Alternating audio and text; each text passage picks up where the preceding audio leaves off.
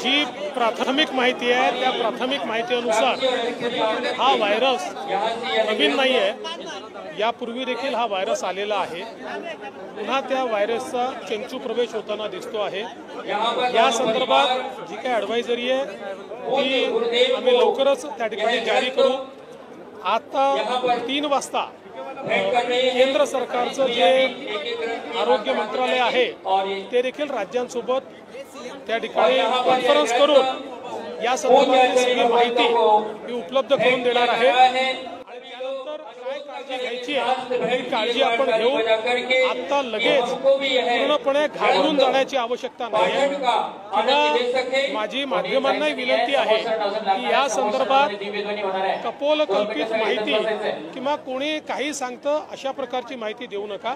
जी अधिकृत माहिती येईल ती अधिकृत माहितीच माध्यमांनी देखील पोहोचवली पाहिजे। ती जास्तीत जास्त अधिकृत माहिती आपल्यापर्यंत लवकरात लवकर पोहोचेल अशा प्रकारचा आमचा प्रयत्न आहे। आज आरोग्य विभागाची बैठक झालेली आहे आणि आता केंद्रीय आरोग्य विभागासोबत बैठक ऑनलाईन चाललेली आहे। साहेब, छत्तीसगडमध्ये नक्षली अटॅक झाला, 8 जवान शहीद झाले, मी त्याची माहिती घेतो।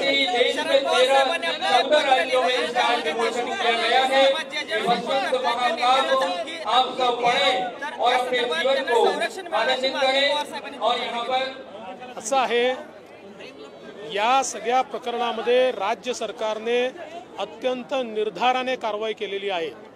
कुठेही आम्ही मागे हटलेलो नाही, मागे हटणार नाही, कोणाला सोडणार नाही आणि कोणी कोणाला धमक्या देण्याचा प्रयत्न केला तर त्यालाही सोडणार नाही।